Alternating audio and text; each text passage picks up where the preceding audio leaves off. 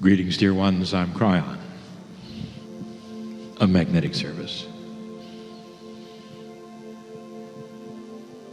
We sit in a grand place. And before we begin, we wish to honor what has happened in here through the ages. All of the programs, not just those which you would claim to be spiritual. The ones where dancing occurred, music, worship. This stays in these places, dear ones, and helps to build a confluence of energy that helps those who would come for the next one.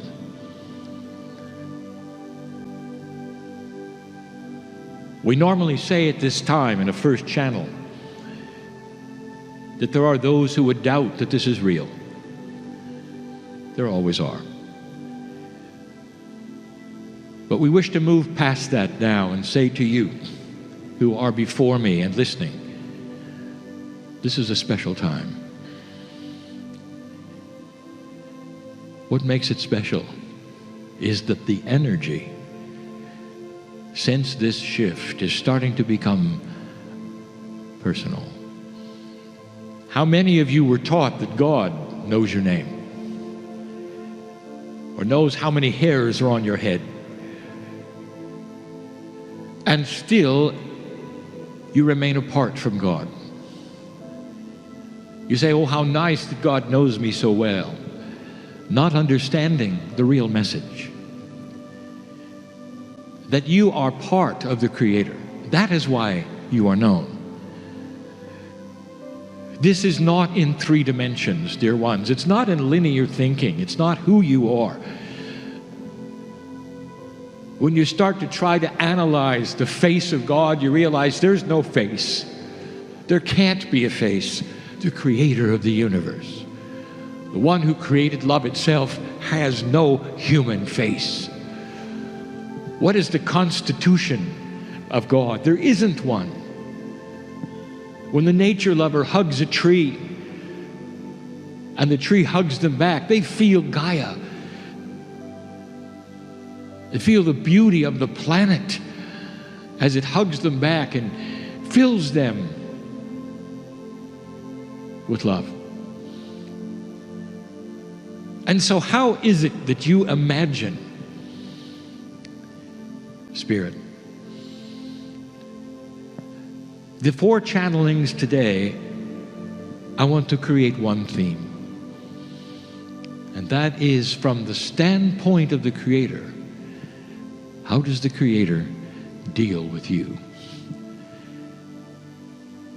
Now, in order to really understand this, human beings, you have to know that you really do have free choice. You have free choice not to believe anything that's happening on this stage. You have free choice not to feel the entourage that is here who knows you.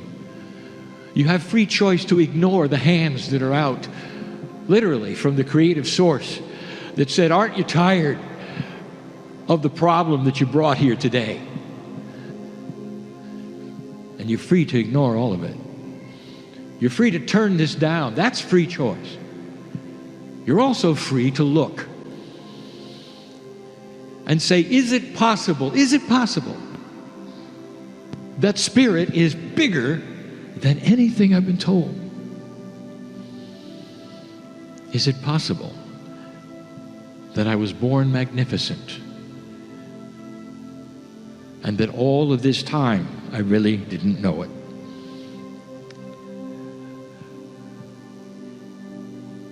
How do I tell you this? Spirit does not necessarily have a personality. God does not have that which is human. But what God does have is love, compassion, more than you've ever felt, more than you know. A direct link to you. That's what you feel. We've expressed this before. But what about the human being who has free choice? Does that mean that God then steps back and then lets you discover things? Or is there a bias in love? Is it possible that what you conceive as spirit or God is biased in love and doesn't necessarily step back and let you do whatever in free choice, but is always hovering there? And that's what we want to tell you. That's the hovering God. That's the one that lets you have free choice, but is right there in case you make decisions. So let's talk about that. Is it possible that God creates situations that might make you look? Now let's get the terminology right. There are those who say, I awakened. Others who would say, I was in black and white and I discovered color. That's the difference between walking around in a three-dimensional world with no concept of that which is multidimensional or that which is God, and one who has made that leap of faith and opened the box and said, is there more? Show me. The ones who are here today, sitting in the chairs, in a vast majority, are the ones who are beginning to ask the questions. There are a few here just to look. There's no judgment of any of that. But here's what I want to tell you. Number one, God is so aware of you. And the bias is this, that all around you are signals and situations, if you want to look. You don't look upon a blank slate. You look upon love and compassion. It's almost like the entourage and the angels that walk with you are always waiting for you to look. To ask that question inside, is it possible that there's more to life than I was told? Is it possible that I am actually part of something bigger? Is it possible that I don't die, that my soul continues, that only the biology died? Is it possible that there's a plan for that soul? Not judgment, a plan. It's different. A plan that continues, perhaps even returns to the planet with new biology. That is what has been taught, even from the ancients, thousands of years ago, that indeed there is a cycle of life, a return. It's not new. Do you think it's possible? And if so, the big question, why am I here? If any of you have ever started that quest, I'll tell you, you got an immediate response, because that's what we wait for. You don't stand in a blank slate when you start asking these questions. There is a saturation of joy and love around you that says, you're looking, you're looking, you're looking. And the next thing, number two, we do is make sure you get a reaction. Make sure that there is something for you to feel or see in your own way. For my partner as an engineer, it's almost like we tricked him. We gave him a puzzle in life he could not figure out with a calculator. And he had to turn and ask the question, who are you? What's next? Is it real? And that created something he needed. And we filled him through so many chairs and events with emotion. It almost seemed like every time he sat down, he was overwhelmed with emotion. This is what he needed. The engineer, that's what he needed. And every single one of you is special and unique and needs whatever it is to prove God is real in your life.